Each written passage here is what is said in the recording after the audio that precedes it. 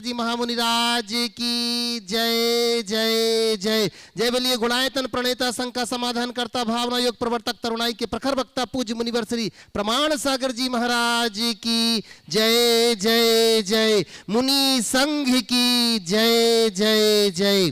प्रिय बंधुओं, तीर्थराज सम्मेद शिखर की तलहटी गुणायतन परिसर में आयोजित देश के सर्वाधिक लोकप्रिय कार्यक्रम संघ का समाधान में यहाँ उपस्थित एवं देश विदेश से जुड़े उन सभी श्रद्धालुओं का जो कि पारस चैनल, जनवाणी चैनल एवं प्रामाणिक ऐप के माध्यम से इस कार्यक्रम का सीधा प्रसारण देख सुन आनंद ले रहे हैं, उन सभी का मैं गुणायतन और श्री सेवायतन परिवार की ओर से हार्दिक हार्दिक अभिनंदन करता हूं।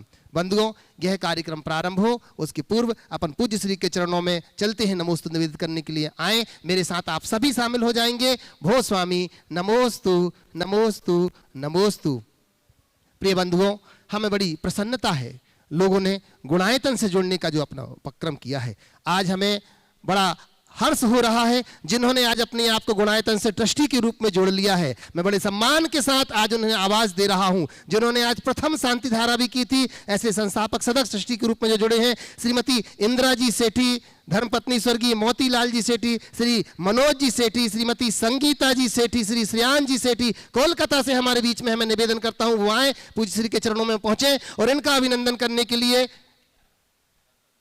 उनका जोरदार कलतर ध्वनि से अभिनंदन करते जब तक पहुंच रहे हैं बंधुओं। वहीं जिन्होंने सूत्रधार से ट्रस्टी के रूप में अपने आप को जोड़ लिया है, ऐसे श्री पवन कुमार जी जैन, श्री पीयूष जी जैन, श्रीमती शिखा जी जैन, प्रकृति जैन, राहुल केला, जोरदार ताली बजा करके हम उनका भी अभिनंदन करते बंधुओं। निर्वाण मित्र के रूप में जिन्होंने यहाँ पर उपस्थित, मैं निवेदन करता हूँ आइएगा, मैं निवेदन कर रहा हूँ जिन्होंने आज प्रथम शांति धारा की थी, ऐसे सूत्रधार से जो ट्रस्टी के रूप में जुड़े हैं, श्री पवन कुमार जी, पीयूष जी, श्रीमती शिखा जी, प्रकृति जैन, राउंड केला से आए, पूज्य श्री के चरणों में वंदन करके आशीर्वाद प्राप्त कर रहे हैं। और इनका अभिनंदन करने के लिए मैं बड़े सम्मान के साथ बुला रहा हूं हमारे बीच में ललित जी चूड़ीवाल यहाँ पर उपस्थित है, रामगढ़ से। आइएगा और इनका अभिनंदन करेंगे। मैं अतुल जी से निवेदन करता हूं कृपया आप आइएगा और इनका अभिनंदन। ललित जी चूड़ीवाल, साथ ही साथ अतुल जी पहुंच रहे हैं जो कि हमारे गुणायतन के शिरोमणि संरक्षक हैं। अतुल जी लाघानी परिवार पहुंच रहे हैं, इनका जोरदार तालियों से हमारे नए ट्रस्टी का अभिनंदन कर रहे हैं। आइएगा, तालियां देखो आपकी करतल ध्वनि, जिन्होंने अपने आप को इतने बड़े रूप में जोड़ा है बंधुओं, उनका अभिनंदन। आए, पूज्य गुरुदेव के समक्ष पहुंच रहे हैं। पुनः पुनः अनुमोदना करते हैं हम इनके त्याग की, बहुत बहुत अनुमोदना।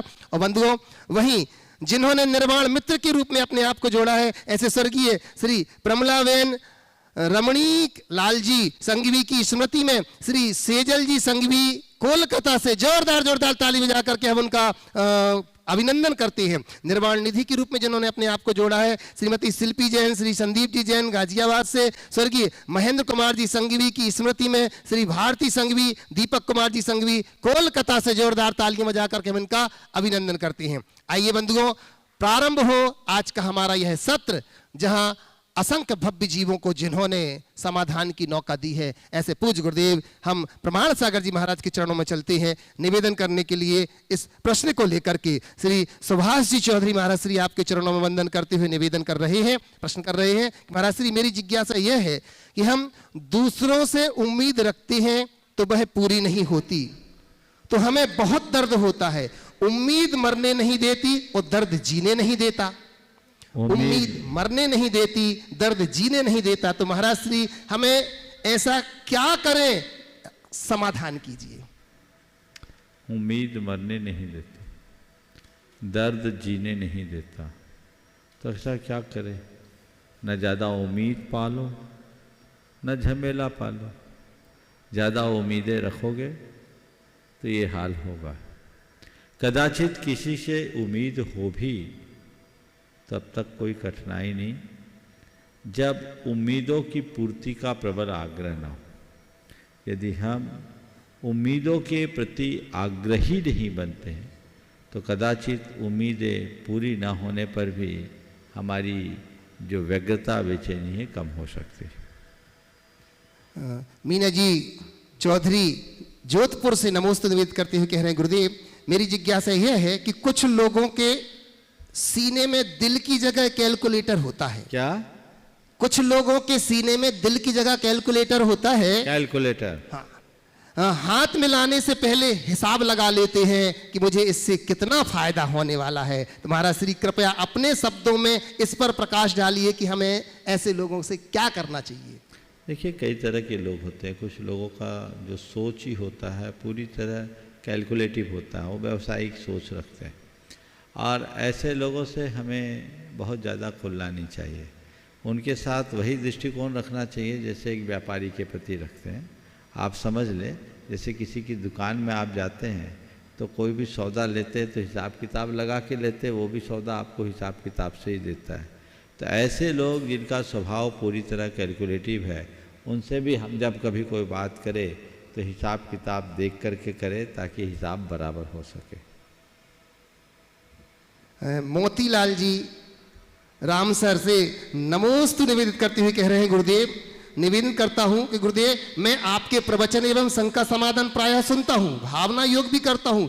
मेरी शंका यह है कि गुरुदेव जीवन में भय एवं आलस्य एक दुर्बलता है, लेकिन कई बार भय इस आलस्य के कारण गंभीर अपराधों से अर्थात वचन एवं शारीरिक कृत पापों से बच जाती है। मतलब चोरी करना पाप है, भय भी है कि अगर मैं चोरी करूंगा तो समाज में मेरा स्तर गिर जाएगा, और ऐसे पाप करने से बच जाते हैं। तो गुरुदेव ऐसे समय में भय आलस्य को दुर्बलता समझूं या कि सबलता समझूं? देखिए, कुछ जगह भय पूरी तरह से नकारात्मक आवेग है और कुछ जगह भय एक सकारात्मक लक्षण। हमें दोनों चीज़ों को ध्यान में रखना है। मन में जो घबराहट है, आतुरता है, ये भय एक नकारात्मक आवेग है जो हमें अंदर से तोड़ देता है। लेकिन पाप से भय, कुकृत्यों से भय, तो ये हमारा एक गुण है जो हमें पाप से बचा लेता है। इसलिए बुराई से भय करो, बुरे कर्मों से भय करो, ये तुम्हारे जीवन को ऊंचा उठाएगा। लेकिन हर बात पर डरने वाले लोग जीवन में कभी सफलीभूत नहीं होते। नितिन जैन बिलोनी बागपत से नमोस्तु करते हुए कह रहे हैं, गुरुदेव किसी ने क्या खूब कहा है कि अगर जिंदगी इतनी अच्छी होती तो हम इस दुनिया से रोते रोते ना जाते। लेकिन एक मीठा सच यह भी है कि अगर ये जिंदगी इतनी बुरी ना होती तो हम जाते जाते लोगों को रुलाकर ना जाते।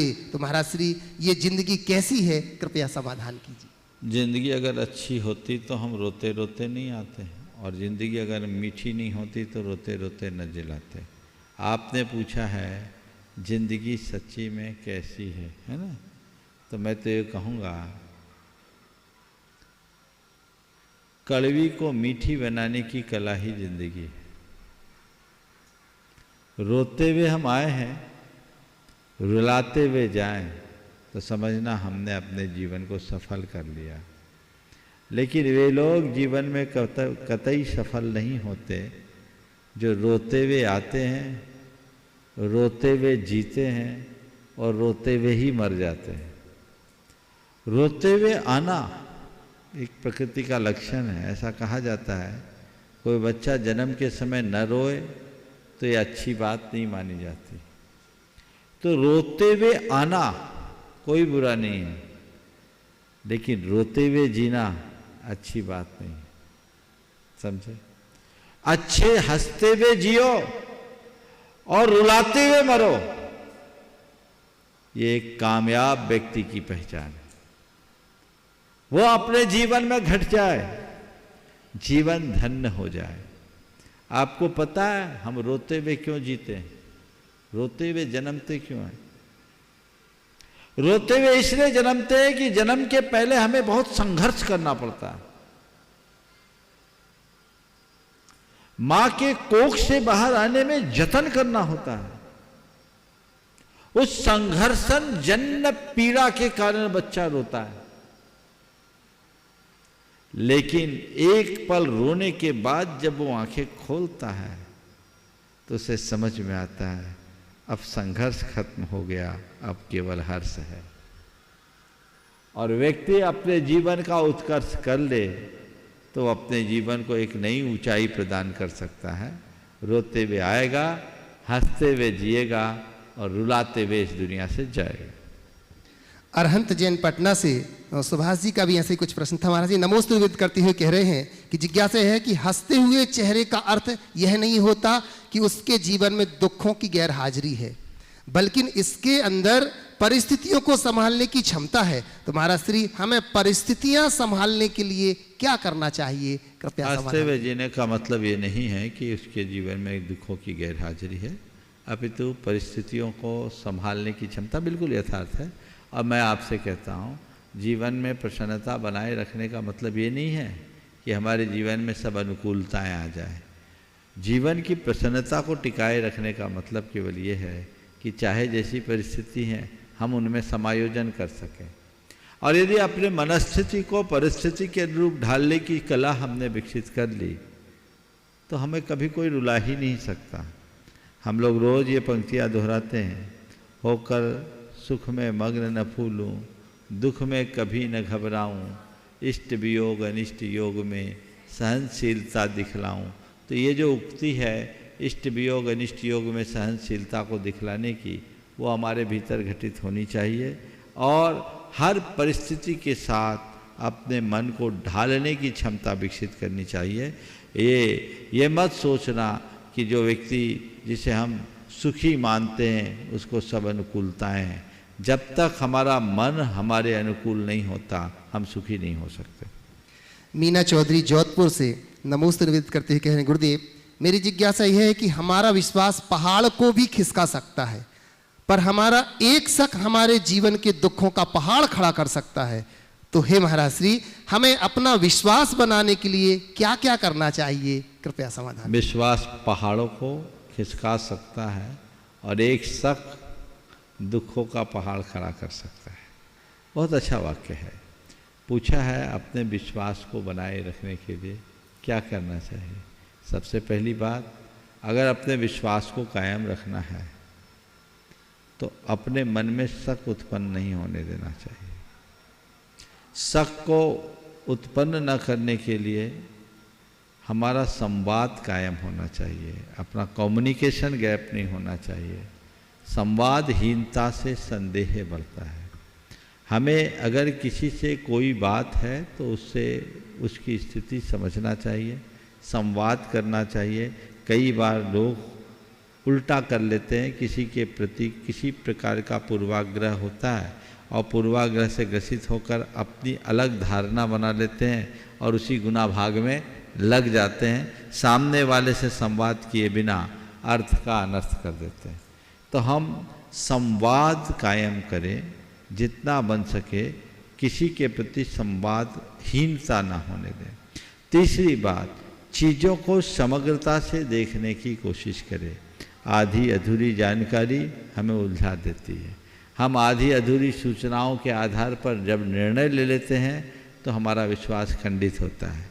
जब हम आगे पीछे की परिस्थितियों पर विचार करते हैं तो हमारे लिए शक नहीं होता। देखिए कैसा होता है, समग्रता से जहाँ सोचा जाता है और जिसके प्रति प्रेम होता है शक नहीं होता। एक व्यक्ति अपनी दुकान में बैठा था और उसके पास एक आदमी आया।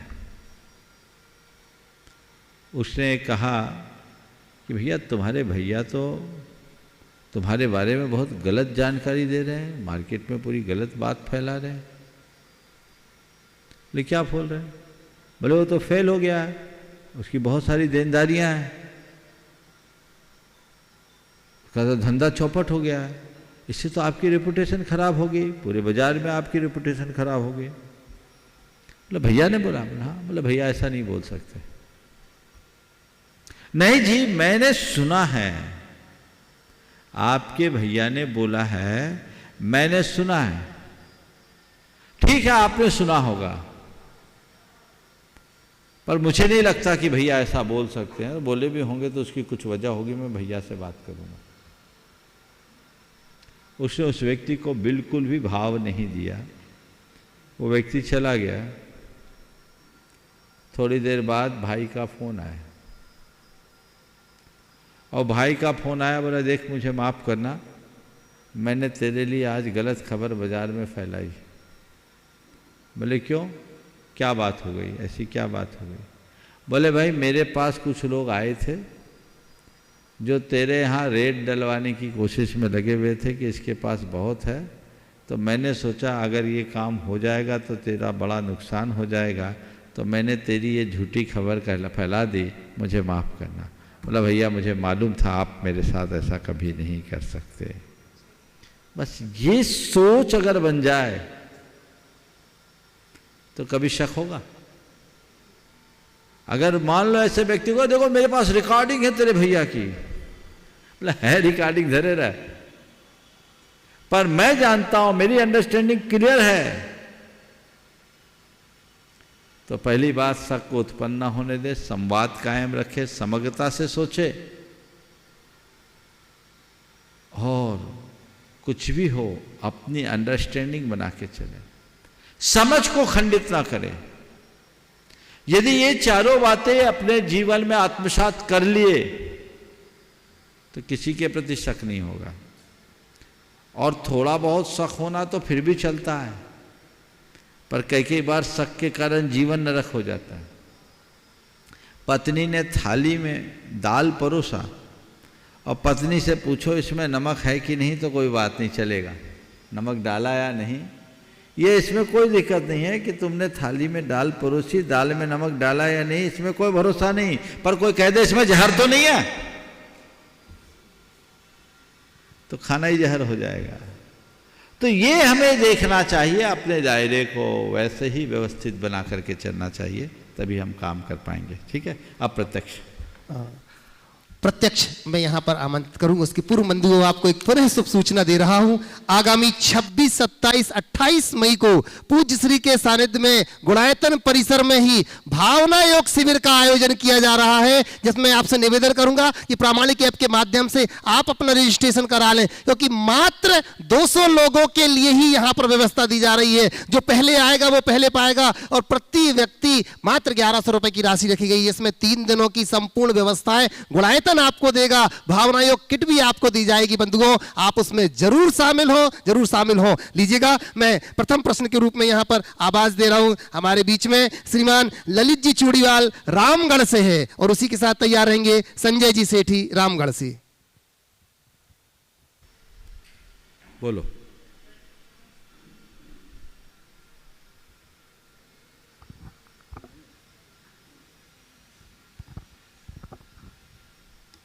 गुरुवर के चरणों में त्रैबार नमोस्तु नमोस्तु नमोस्तु।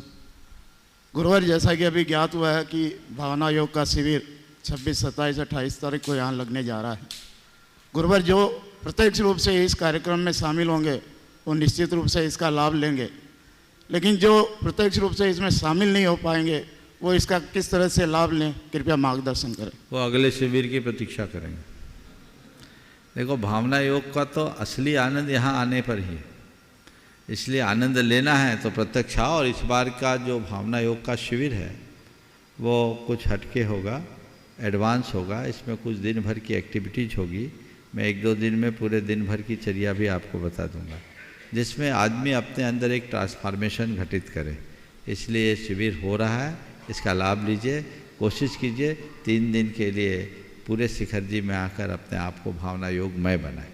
लेकिन जो प्रत्यक्ष रूप से नहीं आ पा रहे हैं वो इसका लाभ कैसे? उनके लिए इसका कोई सीधा प्रसारण नहीं होगा, यहाँ आएंगे उनको ही लाभ मिलेगा। नमोस्तु। लीजिएगा, संजय जी सेठी रामगढ़ से, और इसी के बाद तैयार रहेंगे श्रीमती निधि जी भोपाल से। ओम।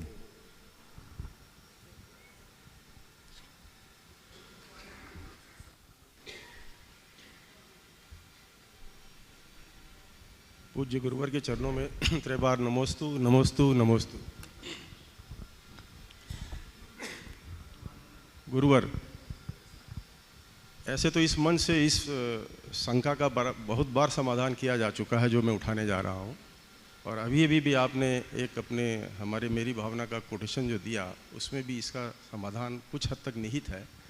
पर ये आज के संदर्भ में हम ये देखते हैं कि युवा, बच्चे, बुजुर्ग, पुरुष, स्त्री सभी किसी न किसी रूप में तनाव, नैराश्य और डिप्रेशन की भावना से कहीं न कहीं कुछ अंश में ग्रसित हैं।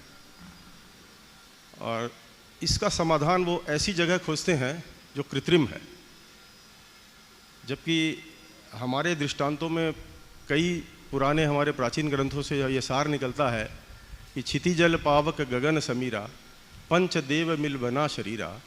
तो इन पंच तत्वों से बना शरीर ज़रा सा सोडियम कम होने से बेचैन हो जाता है, हम अपने सुध बुध खो बैठते हैं, ज़रा सा पोटेशियम कम होने से हम बेचैन हो जाते हैं। ये मामूली मिलीग्राम का अंतर हमें इतने तनाव में ले आता है और हम इसका समाधान प्रकृति को छोड़ करके दूसरी जगह ढूंढते हैं। जयशंकर प्रसाद ने भी इस ओर एक इशारा किया, महाकवि ने, कि बीती विभावरी जागरी, बीती विभावरी जागरी, लास्ट का उनके जो पंक्ति है कि खगकुल कुलकुल सा डोल रहा, किसलय का अंचल डोल रहा, लो यह लतिका भी भरलाई, मुकुल नवल रस गागरी। उन्होंने भी प्रकृति से संदेश लेने के लिए हमें हमेशा प्रेरित किया है।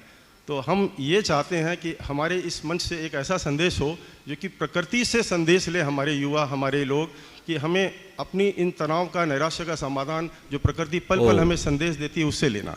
देखिए, बहुत अच्छी बात आपने अपनाई। मैं तो कहता हूँ व्यक्ति यदि प्रकृति और प्रकृति की व्यवस्था को समझ ले तो नैराश्य, तनाव, डिप्रेशन और साथ कुछ होगा ही नहीं। ये सब परिणाम ही है विकृति का, बल्कि ये अपने आप में विकृति है। अगर हम अपनी सोच को, अपनी जीवन शैली को, अपने खान पान को प्रकृति के साथ ढाल ले तो ये सारी समस्याएं समाप्त हो सकती है। सबसे पहले मनुष्य को प्रकृति को समझना चाहिए, अपने स्वभाव को समझना चाहिए, जीवन और जीवन की व्यवस्था को समझना चाहिए। तनाव आता क्यों है? जब हम परिस्थिति और मनस्थिति के बीच सामंजस्य नहीं बना पाते। परिस्थितियाँ कुछ होती है और हमारी मनस्थिति कुछ और होती है। मन कुछ होता है और सामने कुछ हो जाता है। मन उसको पचा नहीं पाता, चित्त तनाव से ग्रसित हो जाता है। यदि उस घड़ी मनुष्य ये सोच ले कि ये भी कर्म प्रकृति का खेल है, जो हो गया सो हो जाने दो, परिस्थिति मेरे हाथ में नहीं है, मनस्थिति मेरी है, मेरे हाथ में है, तो मेरे भीतर की प्रकृति मुझे कहती है जो है जैसा है सहज भाव से स्वीकार ले, उसमें अपना सामंजस्य बिठा दे। ऐसी सोच बनेगी, तनाव नहीं आएगा। जीवन शैली भी अगर मनुष्य प्राकृतिक रखे, उसमें कृत्रिमता को स्थान न दे, जो हस्ती और हैसियत है उसके अनुरूप जीना शुरू करे। जो कृत्रिमता का लबादा ओढ़ लेते हैं, अपने हैसियत से बढ़ चढ़कर अपने आप को दिखाने की कोशिश करते हैं, जिसे आजकल लोग कहते हैं स्टेटस।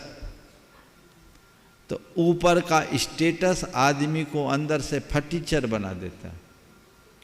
वो अपनी असलियत को समझे बिना होता कुछ है और प्रदर्शित कुछ करना चाहता है। उस बाहरी आवरण को मेंटेन करने के लिए उससे बहुत ज़्यादा बोझ बढ़ाना पड़ता है, बढ़ जाता है, होता है।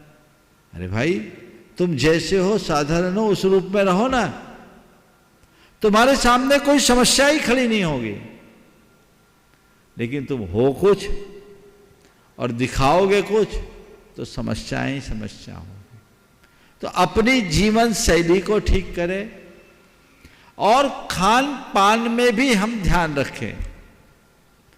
अगर व्यक्ति उत्तेजक, मादक पदार्थों का सेवन करेगा, तनाव होगा। और एक बात ध्यान रखना, जब व्यक्ति तनावग्रस्त होता है तो थोड़ा कंफर्ट जोन में जाना चाहता है, पर तुम्हारे जीवन में जितने भी साधन हैं वो सब तुम्हारे मन को बहलाने के साधन हैं। मन को बहलाने से मन को विश्राम नहीं मिलता। मन को विश्राम मिलता है मन को बदलने से। बाहरी साधन मन को बहलाते हैं और तत्व ज्ञान मन को बदलता है। धर्म शास्त्रों की उक्ति को चरितार्थ करो, जीवन और जीवन की व्यवस्था को समझो, तत्व ज्ञान सामने रखो, तनाव उत्पन्न ही नहीं होगा। विषमतम परिस्थितियों में भी प्रसन्नता से जी सकें। समझ गए? बहुत नमस्ते। बंधुओं, प्रश्न के लिए मैं आवाज दूं, उसके साथ साथ मैं उनके सम्मान के लिए यहाँ बुला रहा हूँ आज हमारे बीच में महाराज श्री उत्तम चंद जी पाटनी, जो कि वरिष्ठ समाज सेवी है। मैं निवेदन करता हूँ निकट आए और इनका अभिनंदन कर रहा है गुणायतन परिवार। मैं अभिनंदन करने के लिए आवाज दे रहा हूँ एनएल जैन साहब हमारे बीच में, गुणायतन कोषाध्यक्ष राजेश जी सेठी, गुणायतन ट्रस्टी सरिया यहाँ पर उपस्थित हैं। आए सबसे पहले उत्तम चंद जी का अभिनंदन करेंगे, साथ ही में हमारे गुणायतन सीईओ सुभाष जी यहाँ पर उपस्थित हैं, इनका अभिनंदन करें। और इस अभिनंदन के साथ ही गुणायतन ट्रस्टी भी हैं और साथ ही साथ गुणायतन ट्रस्टी भी हैं। मैं निवेदन करता हूं उत्तम चंद जी, जो कि हमारे गुणायतन ट्रस्टी हैं और वरिष्ठ समाज सेवी हैं, इनका जोरदार कलतर ध्वनि से अभिनंदन करते हैं। और हमारी गुणायतन टीम इनका अभिनंदन कर रही है बंधुओं। और इस अभिनंदन के साथ ही वो अपना प्रश्न रखेंगे और इनके प्रश्न के बाद तैयार रहेंगे हमारे आज के नवीन ट्रस्टी श्रीमान पीयूष जी सिखा जी उज्जैन। पुनः पुनः तालियों के साथ अभिनंदन करेंगे अपन।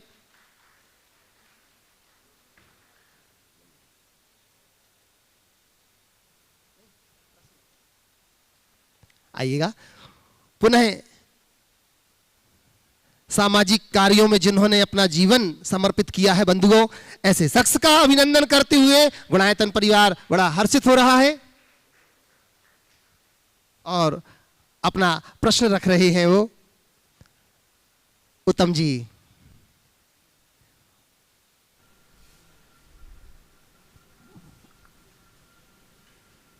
हाँ ठीक है, यहीं से। गुरुदेव के चरणों में बारंबार नमोस्तु नमोस्तु नमोस्तु। आज गुरु मेरा भाग्य जागृत हुआ जो मैं साक्षात आपको चरणों में प्रणाम करने आया हूँ। आज मेरा प्रश्न नहीं है, आज हमारे एक अग्रज हरीशचंद्र जी साहब का प्रश्न है।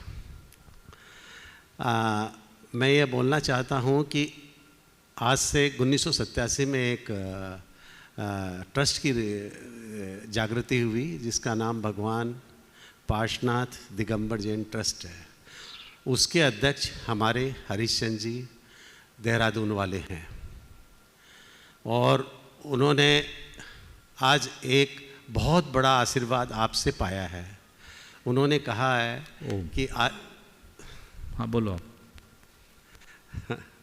उन्होंने जो आशीर्वाद पाया है, उनको आशीर्वाद बोलो, आप अपना सवाल करो। मेरा ये प्रश्न है महाराज साहब कि वो इतने दिन तक कोई सामाजिक समाज के उत्थान के लिए भी कोई भी वस्तु है जो निरर्थक पड़ी रहती है, उसका दोष के भागी क्या उसके ट्रस्टी होते हैं या उसे काम में लेने वाले उसको जो उसके उत्थान में शरीक होते हैं, उनका क्या रोल होता है? बहुत सुंदर। सबसे पहले तो मैं चाहूँगा एक बार उत्तम चंद जी का जोरदार करतल ध्वनि से स्वागत करें। ये बड़े सक्रिय और समर्पित कार्यकर्ता हैं। हमारे जयपुर के चातुर्मास में इनकी बहुत ही सक्रिय भागीदारी थी, मजबूत कड़ी थे और ये गुणायतन से तो जुड़े ही हैं, हर कार्य से जुड़े और आज भी एक बहुत अच्छे कार्य को संपन्न करने के सिलसिले में यहाँ है। आपने जो सवाल किया वो सवाल यही है कि कई बार हम लोग किसी अच्छे उद्देश्य से किसी कार्य की शुरुआत करते हैं पर वो कार्य पूरा नहीं हो पाता, तो उसकी वजह क्या है? आपके पूछने का भाव जो मैं समझ रहा हूँ, और इसका पाप क्या उसके ट्रस्टियों को लगता है या फिर और किसी को? देखिए, किसी भी कार्य को हम जब शुरू करते हैं तो हमें उसके लिए बहुत सारे अनुकूल संयोग चाहिए। उन कार्यों के पल्लवन के लिए भी पुण्य चाहिए। पुण्य भाव से हम लोग काम करते हैं पर कई बार कई नीतियां हमारी ऐसी हो जाती है या हमारे निर्णय ऐसे हो जाते हैं जिनके कारण कार्य लंबित हो जाता है और फिर धीरे धीरे उत्साह में भी कमी आ जाती है। निमित्त नहीं मिलता तो हम जो चाहते वो नहीं हो पाता। लेकिन जब निमित्त आता है तो सारे संयोग अनुकूल बन जाते हैं। इसलिए मैं तो ये मानता हूँ, हम आप किसी के कर्ता नहीं हैं, हम आप सब केवल निमित्त हैं। कितना भी हम अच्छा सोचे, जब तक अच्छा होने का निमित्त नहीं जगेगा तब तक कोई अच्छा काम होगा ही नहीं। और जब निमित्त आएगा तो ऐसा होगा कि पता नहीं, बशर्ते हमारी नीयत साफ हो, हमारी मनसा स्पष्ट हो। यदि कोई व्यक्ति अपने निहित स्वार्थों के कारण किसी कार्य को, अच्छे कार्य को टालता है, विलंब करता है, महापाप का भागी। लेकिन उसकी तत्परता के उपरांत भी कार्य नहीं हो पाता तो ये परिणति का दोष है, उनका कोई दोष नहीं है। समझ गए? तो समझिए अब परिणति सुधरने वाली है, सब ठीक होगा। नमस्ते गुरुदेव। नमस्ते। नमस्ते। पीयूष शिखा प्रकृति जैन उज्जैन से। और इसी के साथ निवेदन करूंगा मैं अतुल शीतल निहाल वंदना लाधानी परिवार गुणायतन शिरोमणि संरक्षक। पूज्य गुरुदेव के चरणों में नमोस्तु नमोस्तु नमोस्तु। गुरुदेव, मेरा प्रश्न ये है कि बहुत बार कुछ मांगलिक कार्यों में, कुछ धर्म के कार्यों को करने का बहुत रुचि रहती है, काफ़ी उत्साह रहता है, बट फिर भी कुछ न कुछ कारण ऐसा आ जाता है कि हम उसको कर नहीं पाते हैं, पूरा मतलब कंप्लीट नहीं हो कर पा रहे हैं, हम जा ही नहीं पा रहे हैं, ऐसा हो जाता है। तो इस तरह से क्यों होता है और ऐसे विघ्न ना आए इसके लिए हम क्या करें?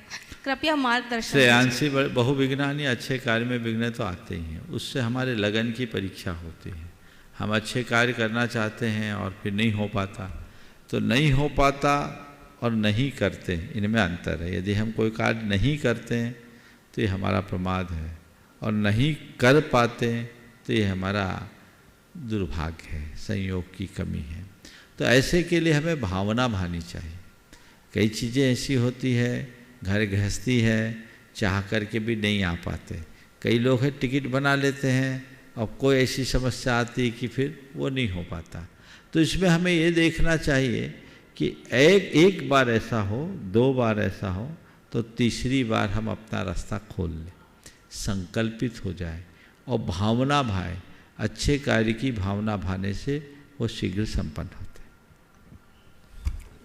अतुल शीतल निहाल वंदना लाघानी परिवार। और इसी के बाद तैयार रहेंगे निधि जैन भोपाल से। गुरुदेव के चरणों में कोटि कोटि नमोस्तु नमोस्तु नमोस्तु। क्षोलक महाराज जी के चरणों में इच्छा में। गुरुदेव, मेरा प्रश्न ये है कि क्षोलक महाराज जी को इच्छा में क्यों कहते हैं और इच्छा में का अर्थ क्या होता है? बहुत अच्छा सवाल है। देखो, इसने तो पूछ लिया, आप लोग भी इच्छामी करते हो, पता है क्यों करते हैं? हाँ, तो क्यों नहीं पूछा? एक बार इस बच्ची के लिए जोरदार ताली हो जाए। देखो, मुनि महाराज को नमोस्तु करते हैं, आयरिका माता को बंदामी कहते हैं, ऐलक शुल्लक को, उत्कृष्ट शावक को इच्छामी कहते हैं, और हमारे साधारण ब्रह्मचारी व्रती लोगों को वंदना कहते हैं। ये एक प्रकार का प्रोटोकॉल है। आपस में जय जिनेंद्रिया नमस्ते बोलते हैं, करते हैं।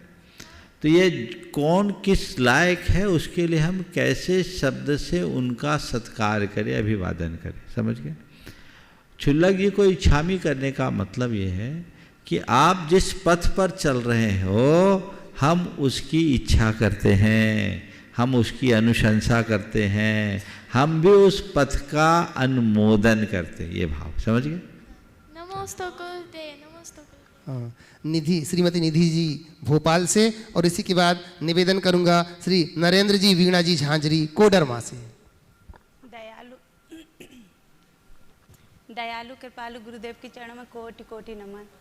गुरुदेव, जन्म देने वाली माँ और पालने वाली माँ के प्रति क्या कर्तव्य होने चाहिए बच्चों के? जन्म देने वाली माँ और पालने वाली माँ, माँ जो है माँ के प्रति जीवन भर कृतज्ञ होना चाहिए, और ये सोचना चाहिए कि आज मेरे शरीर का एक एक बूंद जो खून है वो उनकी ही कृपा का प्रसाद है। उनके प्रति मुझे समर्पित रहना है और अपने आचरण और व्यवहार से ऐसा कार्य करना है जिससे उनका गौरव बढ़े। ऐसा कभी मत सोचना कि कि उनको हमारे पीछे रोना पड़े। नरेंद्र जी, वीणा जी झांझरी कोडरमा से, और उसी के बाद मैं निवेदन करूंगा ब्रह्मचारिणी सुनीता दीदी जी बांसा। गुरुदेव के चरणों में नमोस्तु नमोस्तु नमोस्तु। सभी छुल्लक महाराज जी के चरणों में एक क्षाम गुरुदेव, जिंदगी में हम कितने खुश हैं यह महत्वपूर्ण नहीं है, बल्कि महत्वपूर्ण तो यह है कि हम कितने लोगों को खुश रख सकते हैं। तो जिज्ञासा यह है कि ऐसा क्या करें कि हम अधिक से अधिक लोगों को खुश रख सकें। हम कितने खुश हैं ये महत्वपूर्ण नहीं है, महत्वपूर्ण तो ये है कि हम कितने लोगों को खुश रख सकते हैं। आपने पूछा है कि ऐसा हम क्या करें कि अधिक से अधिक लोगों को खुश रख सकें। अधिक से अधिक लोगों को खुश रखने के लिए सबसे पहले खुद को खुश रखो। जो खुद खुश रहता है वही औरों को खुश रख सकता है। तो हम खुद में खुश रहने की कला विकसित करें, और खुद को खुश रखने की कला के लिए ज़्यादा कुछ नहीं करना है। जो कुछ घटे जैसा भी हो सहज भाव से स्वीकारना शुरू कर लें। अच्छे और बुरे दोनों को जब हम सहज भाव से स्वीकारने की क्षमता अपने भीतर विकसित करेंगे, हम खुद को खुश रखने में समर्थ हो जाएंगे। और जब हम खुद को खुश रखेंगे तो और हमसे और लोग भी हमसे अपने आप खुश होंगे। हमें उसके लिए ज़्यादा कुछ कहने की आवश्यकता शेष नहीं हो। नमोस्तु गुरुदेव। ब्रह्मचारिणी सुनीता दीदी जी बांसा, और इसी के बाद निवेदन करूंगा लता जी गंगवाल गुणायतन मंत्री गया से। गुरुवर के चरणों में नमोस्तु नमोस्तु। छुल्लक जी के चरणों में इच्छा में महाराज जी, हमारा एक आपका हमने सूत्र पढ़ा था, याचना नहीं प्रार्थना करो। जब हमारे जो देव शास्त्र गुरु हैं ये निर्ग्रंथ हैं और किसी में ना राग करते हैं ना द्वेष करते हैं, लेकिन जब हमारे जीवन में कोई ऐसी उलझन आ जाती है तो जब हम लोग बड़े बाबा के पास जाते हैं और बड़े बाबा से बोलते, बड़े बाबा आज तक हमने आपसे कुछ नहीं मांगा है, लेकिन आज हमारी ये बात आपको मानना पड़ेगी। तो फिर हम जब याचना नहीं करते हैं, प्रार्थना करते हैं, प्रभु की भक्ति करते हैं, तो फिर हमारा जो सोच है तो इसको हमारा राग भाव माने जाएगा या हमारा समर्पण माना जाएगा या ये श्रद्धा का विषय है। देखो, बच्चे के पेट में दर्द होता है तो माँ की आंचल में ही तो जाता है, कहाँ जाएगा? तकलीफ है तो वहीं जाएगा। जब भगवान के साथ हमारा जीवंत संबंध हो जाता है, हालांकि ये भक्ति का अतिरेक है, तो भगवान के साथ जीवंत संबंध हो जाने से वे हमारे लिए भगवान ही नहीं, हमारे जीवन के लिए सब कुछ हो जाते हैं। और जिन्हें हमने अपना सब कुछ मान लिया तो उनके सामने अपना सब कुछ कहने में भी संकोच नहीं करते। और फिर इसी भक्ति भाव में व्यक्ति जाकर अपनी एप्लीकेशन लगा देता है, उल्टी सीधी बातें भी कर लेता है। तो ये एक प्रकार की भक्ति का अतिरेक है भक्ति का ही अंग। लेकिन यदि व्यक्ति के अंदर विवेक हो और थोड़ा सा अध्यात्म की ओर अग्रसर हो जाए तो भगवान के चरणों में अपने संकटों का रोना लेकर नहीं जाएगा, भगवान के चरणों में अपने आप को समर्थ बनाने की प्रार्थना लेकर जाएगा। प्रभु, आपके चरणों में इसलिए नहीं आया कि मेरे संकट टल जाए, प्रभु आपके चरणों में तो मैं इसलिए आया हूँ कि चाहे कैसे भी संकट आए मैं उन्हें झेल सकूं, उनमें विचलित ना हो सकूं, संकटों की घड़ी में स्थिरता रख सकूं। सम्यक भक्ति ये है। लेकिन दोनों चीज़ें होती है। अब भगवान से कौन मांगता है? जिनको भगवान दिखते हैं। अब भगवान दिखे ही नहीं तो क्या मांगे? नमस्ते।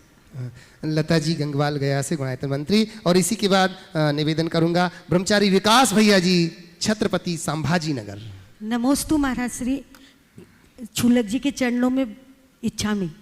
महाराज श्री, 4 लोगों के बीच में रहते हैं तो कभी न कभी टकराव तो होता ही है, लेकिन उस वक्त नेचर को हाई नहीं करके रॉयल बना के रखे। रॉयल बना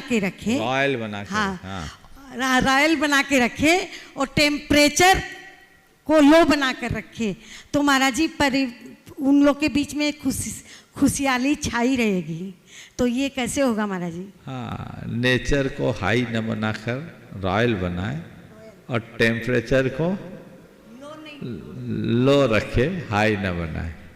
तो बिल्कुल ठीक है, ये तो सूत्र आपने ही कह दिया, लेकिन होता उल्टा है। टेम्परेचर बढ़ जाता है और नेचर बिगड़ जाता है। समझ गया है? अपने आप का अपना नेचर जॉली बना लो, हर बात को हल्के में लेना सीख लो, तो कभी किसी से तकरार ही नहीं होगी। यदि कुछ घटेगा भी तो अपने आप को संभालने की सामर्थ्य आ जाए। नमोस्तु महाराज।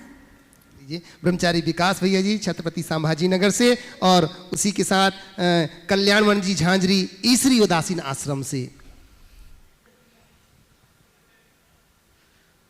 महाराज जी के चरणों में त्रिवार नमोस्तु और सभी क्षुल्लक महाराज जी के चरणों में इच्छा में निवेदित करता हूँ। महाराज जी मेरा यह प्रश्न था कि कल तत्व विद्या के क्लास में आपने रत्नकरंडक श्रावोपचार का नांगहीनम मलम चित्तुम दर्शनम जन्म संततिम नहीं मंत्राक्षरण्योन्य निहंति वेशवेदना, कि मंत्र में अगर एक भी अक्षर कम या ज़्यादा रहा तो वो काम नहीं करता। तो मेरा प्रश्न यह था महाराज जी कि अंजन चोर ने नमोकार मंत्र तो बोला नहीं था, तो उसको मंत्र की सिद्धि कैसी होगी? बहुत अच्छा प्रश्न। ये बात बिल्कुल सही है। एक तरफ तो कहा जाता है कि एक अक्षर भी अगर कम हो जाए तो मंत्र काम नहीं करता, और अंजन चोर ने तो मंत्र ही नहीं बोला, उसका काम कैसे हो गया? तो मैं आपको बोलूं, अंजन चोर ने नमोकार बोला, नमोकार नहीं बोला। अंजन चोर के मन में नमोकार के प्रति ऐसा विश्वास था कि इसने जो जाप किया है इसका परिणाम बिल्कुल सही होगा। जिस सेठ ने जाप किया था अपनी आकाशगामिनी विद्या के लिए, पूरा जापानुष्ठान करने के बाद भी जिस धुक धुक कर रहा था, उसने करने योग्य तो सारा कुछ कर लिया था, उसको सीकों को काटना था एक झटके में और विद्या उसको झेलती। पर उसके दिमाग में ये था कि कहीं मैंने सीखा काटा और विद्या नहीं आई तो नीचे मरूंगा, क्योंकि तीक्ष्ण अस्त्र खड़े। तो उसको अपने मंत्र पर शंका थी, और अंजन चोर को मंत्र पर विश्वास था कि सेठ ने जो मंत्र बोला ये मंत्र गलत नहीं हो सकता। तो उसने बोला मैंने तो जो कुछ करना था सब कर लिया, केवल सीकों को काटना है, तुम काट लो। और उस पर विश्वास करके एक झटके में काटा, विद्या उसको झेल ली और आकाशगामिनी विद्या सिद्ध हो गई। समझ गए? तो विश्वास सबसे बड़ी ताकत होती है, और विश्वास से भरकर आप कोई भी वाक्य शब्द बोल दो, मंत्र बन सकते। कल्याण जी झांझरी ईश्वरी उदासीन आश्रम से, और इसके बाद मैं निवेदन करूंगा माननीय एनएल जैन साहब गुणायतन कोषाध्यक्ष। नमस्ते महाराज जी। महाराज जी, कुबेर के द्वारा समोसरण की रचनाएं होती है, उसमें जो प्रतिमाएं विराजमान होती है मानसों आदि वगैरह में, वो फिर समोसरण के बाद भी कहाँ वो क्या होता है, कहाँ चली जाती है? देखिए, समोसरण में जो भी संरचनाएं आती है वो दिव्य निधियाँ होती है, और स्वर्गों में ऐसी दिव्य वस्तुएं रखी होती है। स्वर्गों के मानस स्तंभों में भी रहती है और कुछ स्थान होते हैं। एक उल्लेख आता व्यवसायपुर, वहाँ से अभिषेक पूजा की योग्य द्रव्य लेते हैं देवता लोग। समझ गए? स्वर्ग में एक व्यवसायपुर होता है, यानी वहाँ का मार्केट होता होगा, लिखा है तिलोपन्नति व्यवसायपुर। तो वहाँ से जाके पूजा अभिषेक की योग्य द्रव्य लेते हैं। तो ये जितनी भी दिव्य निधियाँ हैं स्वर्ग में रहती। मानस स्तंभ में भी बहुत सारी चीज़ें रहती हैं, वहाँ मानस स्तंभ में एक स्थान बना रहता है स्वर्ग के अकृत्रिम जिनालियों के। तो वहाँ कुछ स्थान विशेष में ये सब निधियाँ रहती है, समय पा कर के अपना फल काम करती है, और जहाँ जिस निमित्त से आती है उस निमित्त के रहने तक रहती है, उसके बाद जहाँ से आती वहीं चली जाती। लीजिए, मैं निवेदन कर रहा हूँ माननीय एनएल जैन साहब गुणायतन कोषाध्यक्ष, और इसी के बाद मैं निवेदन करूँगा हमारे बीच में भैया राजेश भैया जी सेठी, जो कि गुणायतन ट्रस्टी भी हैं, सरिया से। नमोस्तु महाराज श्री। मंचासीन सभी क्षुल्लक महाराज जी को इच्छा में महाराज श्री, सुख और दुख जीवन के अविभाज्य अंग हैं। जीवन में सुख भी आता है और दुख भी आता है, और दुख के लिए कहा है कि एक विद्यालय में एक जो टीचर होता है, शिक्षक होता है, जो कठोर होता है, जो डिसिप्लिन्ड होता है, उसके कक्षा में जाने वाले जो व्यक्ति होते हैं, जो पढ़ने वाले हैं शिक्षार्थी, वो बेमन से जाते हैं, लेकिन फिर भी वो जो है ना, जो ज्ञान प्राप्त करते हैं वो उसी क्लास से प्राप्त करते हैं। तो महाराज जी, वो वहाँ जाने के लिए क्यों रुकते हैं? आपके प्रश्न का आशय ये है कि प्रायः दुख और कठिनाइयाँ हमें सीख देती है, फिर भी लोग दुख से क्यों कतराता है, यही पूछना चाह रहे हैं? दुख और कठिनाइयाँ हमें सीख देती है, फिर भी लोग दुख से कतराते हैं, क्योंकि उन्हें दुख तो दिखता है, उसकी ओट में छिपी हुई सीख नहीं दिखती। जिस दिन दुख की ओट में छिपी हुई सीख दिखाई पड़ने लगेगी, आप दुखों से घबराएंगे नहीं, कतराएंगे नहीं, अभी तो दुख को गले लगाने की कला सीख लेंगे। इसलिए कहते हैं, दुख से घबराओ नहीं मेरे साथी, दुख ही तो जीवन का क्या संगीत है, हाँ श्रृंगार है। तो इसलिए हाँ श्रृंगार है, तो वो श्रृंगार मानकर स्वीकार करता है। तो उसके पीछे छिपी हुई सीख को समझे। एक बात सदैव समझना, अनुकूल समय कमज़ोर आदमी को बनाता है और प्रतिकूल समय मजबूत इंसान को जन्म देता है। मजबूत इंसान अनुकूल समय को जन्म देता है और कमज़ोर इंसान प्रतिकूल समय को जन्म देता है। इसलिए अपने आप को मजबूत बनाओ और मजबूत बनाने के लिए प्रतिकूलता को स्वीकारने की तत्परता दिखाओ। नमोस्तु महाराज श्री। निवेदन कर रहा हूँ गुणायतन के प्रति समर्पित श्रीमान राजेश जी सेठी, गुणायतन ट्रस्टी, आइएगा सरिया से। और इसके बाद निवेदन करूंगा मैं आशा जी सुबोध जी कोडरमा से। नमोस्तु महाराज जी, इच्छा में महाराज जी। महाराज जी, संस्कार के विषय में बोलना चाह रहा हूं कि 6 महीने के बच्चे को संस्कार आगे तक किस तरह दिया जाए। जैसे बोला जाता है कि नींव मजबूत रहे, तो आगे भी वो मजबूत रहता है, वो अडिग रहता है, खड़ा रहता है। आप 15 महीना लेट हो गए। पेट से ही बच्चे को संस्कार दिया जाता है। 6 महीने में तो 9 महीना गर्भ के चले गए और 6 महीना ये चले गए, 15 महीना लेट हो गए।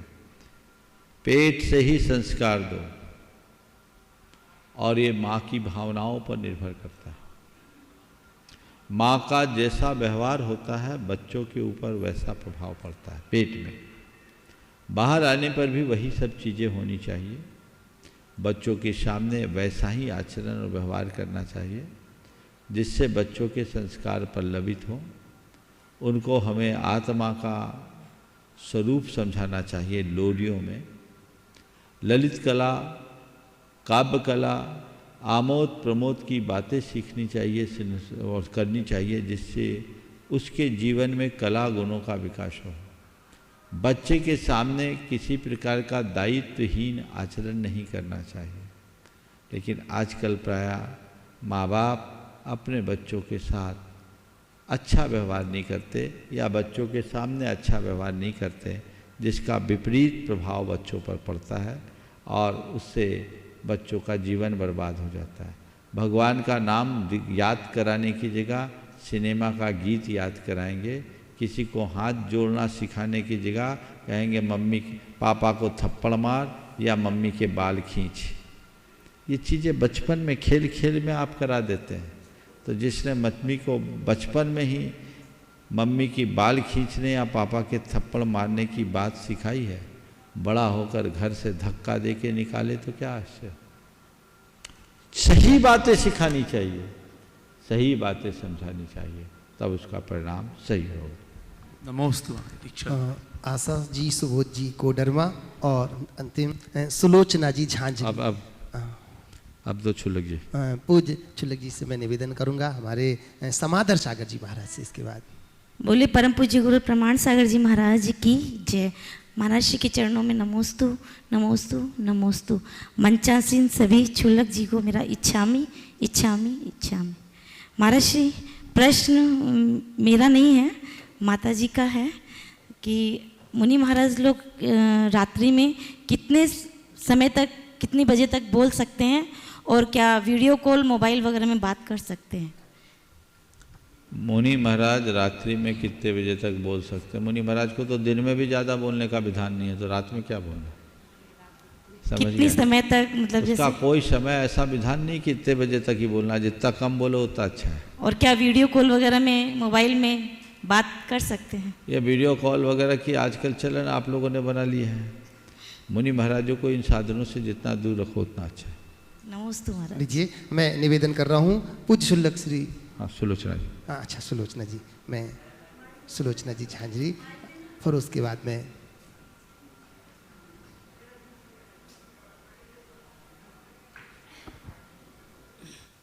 नमस्ते महाराज जी। इच्छा में महाराज, इच्छा में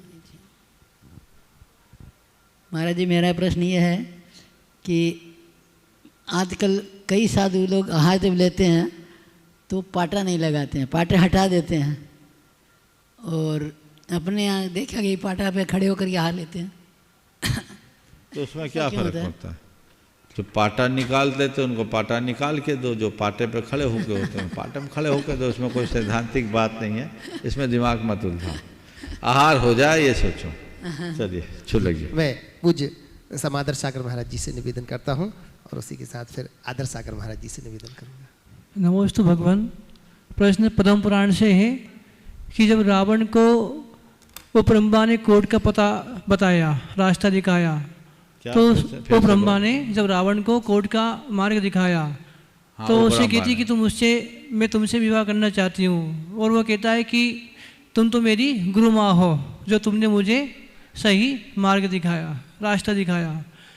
दूसरी तरफ जब माता सीता को देख कर के इस प्रकार से वो उनके बाद में हरण करता है, दोनों बातों में महाराज जी बताइए कि ऐसा क्या रहस्य कि जानते हुए भी उसने इस प्रकार से इस कार्य को किया?